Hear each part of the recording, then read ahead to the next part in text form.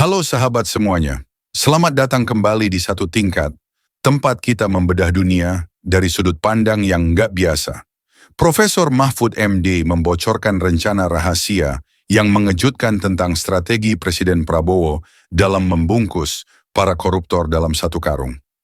Menurut penjelasan Mahfud MD yang disiarkan melalui kanal YouTube miliknya, strategi tersebut menyasar sejumlah pejabat yang selama ini terindikasi terlibat kasus hukum. Informasi ini hadir sebagai kabar penting yang mengungkap langkah tegas dalam pengendalian korupsi, di mana siapa saja yang telah terendus permasalahan hukum sengaja dimasukkan ke dalam lingkaran kekuasaan agar mudah diawasi secara langsung. Penjelasan Mahfud MD menyebutkan bahwa strategi yang diungkapkan itu bukanlah hal baru. Mungkin ini strategi Pak Prabowo ingin mengikat semua pihak dengan cara dikurung dulu di bawah kekuasaannya. Lalu nanti dia gempur pelan-pelan, ungkap Mahfud secara lugas. Strategi ini pun ternyata pernah diterapkan oleh Presiden Gus Dur, Presiden keempat Indonesia, dengan memasukkan para tokoh yang sudah terindikasi korupsi ke dalam babakan pemerintahan. Langkah ini bertujuan agar setiap langkah mereka dapat dengan mudah dikontrol dan diobservasi langsung oleh Presiden maupun orang-orang kepercayaannya. Penjelasan Mahfud MD secara lengkap menyebutkan bahwa para koruptor yang terlibat sengaja dimasukkan ke dalam kekuasaan sehingga mereka bisa dijadikan target pengawasan. Dalam hal ini, strategi pengurungan dalam satu karung dianggap sangat efektif untuk membidik dan mengendalikan setiap aktivitas mereka. Bahkan, langkah ini sudah terlihat nyata dengan adanya penindakan terhadap beberapa tokoh yang sebelumnya dikenal sebagai rekan dekat Presiden, contohnya Ridwan Kamil, yang rumahnya sempat digeledah oleh pihak KPK. Hal ini menunjukkan bahwa setiap langkah akan terus dipantau demi memastikan tidak ada yang menyimpang dari jalur yang telah ditetapkan. Lebih lanjut, dalam penjelasannya, Mahfud MD menyatakan bahwa strategi ini memiliki dua sisi. Di satu sisi terlihat bahwa Presiden Prabowo sungguh-sungguh ingin menindak koruptor dengan tegas. Ia membuat pernyataan tegas di pemerintahan, tidak boleh ada koruptor, tangkap koruptor, kejar koruptor, yang sudah terbukti dengan banyaknya kasus yang berhasil diungkap. Namun di sisi lain ada pertanyaan mengenai dua kebijakan yang tampaknya saling bertolak belakang. Mengapa misalnya beberapa pejabat yang diindikasikan terlibat dalam praktik korupsi malah dibiarkan dan bahkan dirangkul ke dalam kabinet?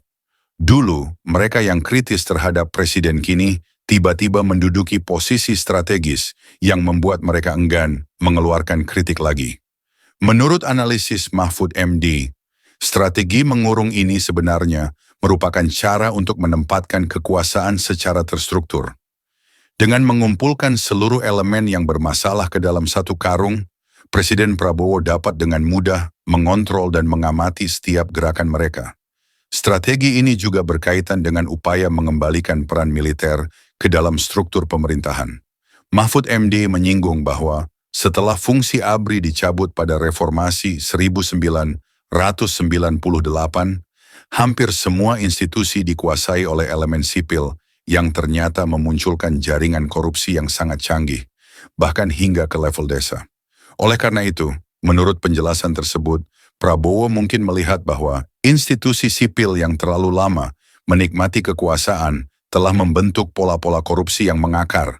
Dalam upaya membongkar sistem yang telah menggurita ini, strategi yang diusung oleh Presiden Prabowo bukan hanya mengandalkan penegakan hukum semata, melainkan juga dengan memasukkan unsur militer ke dalam struktur pemerintahan. Tentara yang memiliki disiplin tinggi dan loyalitas terhadap hierarki kepemimpinan dipandang mampu menjadi alat yang efektif untuk menggembosi jaringan korupsi. Pendekatan ini, jika ditelusuri lebih jauh, juga sejalan dengan prinsip-prinsip yang pernah disinggung oleh tokoh-tokoh besar dunia seperti Machiavelli dalam bukunya The Prince dan pemikiran Otto von Bismarck. Bismarck pernah berpendapat bahwa politik adalah seni mengelola kekuatan dengan cermat, sehingga dengan mengelompokkan lawan ke dalam satu sistem, mereka dapat dikendalikan dengan lebih mudah. Strategi mengurung dalam satu karung ini, menurut Mahfud MD, bukanlah reaksi spontan, melainkan merupakan pola klasik dalam sejarah politik dan peperangan. Dengan mengumpulkan lawan dalam satu tempat, Mereka yang selama ini dianggap sebagai musuh potensial, kini dapat dipantau dan dikendalikan setiap langkahnya. Hal ini memudahkan tindakan preventif jika ada yang berusaha melanggar aturan atau bergerak di luar batas yang telah ditentukan. Dalam konteks inilah, penempatan para tokoh yang memiliki rekam jejak kontroversial dan bahkan diduga terlibat korupsi ke dalam kabinet dianggap sebagai upaya strategis untuk menjaga agar mereka tetap berada di bawah pengawasan langsung Presiden Prabowo.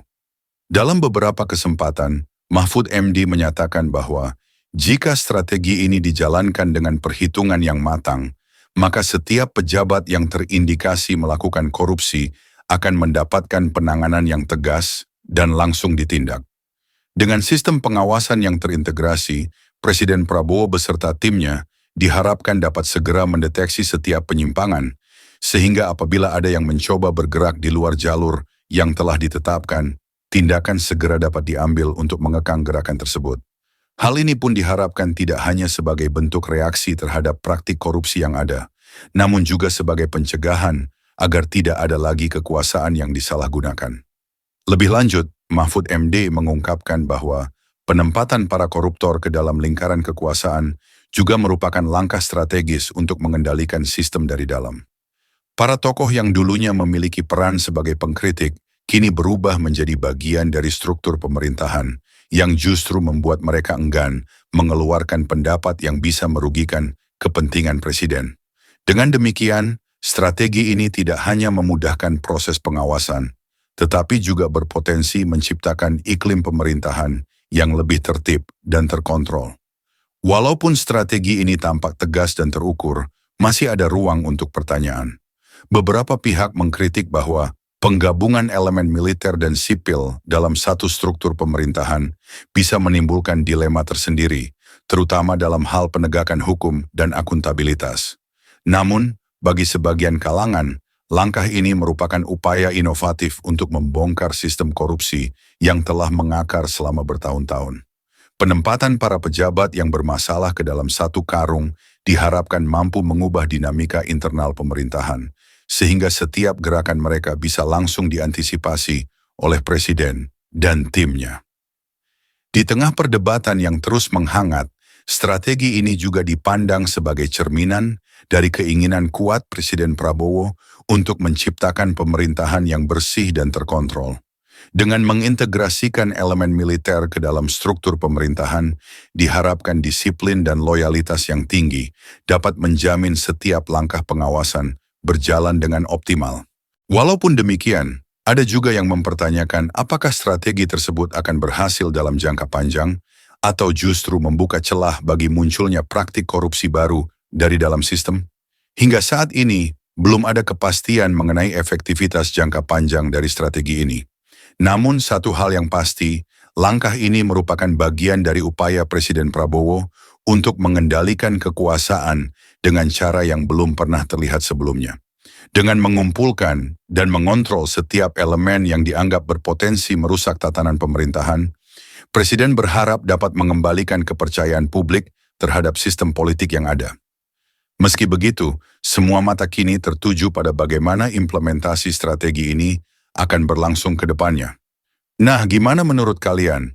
Apakah strategi mengurung dalam satu karung yang diusung oleh Presiden Prabowo akan benar-benar mampu memberantas korupsi secara menyeluruh atau justru membuka jalan bagi munculnya dinamika baru yang tak terduga? Silakan berikan pendapat kalian di kolom komentar.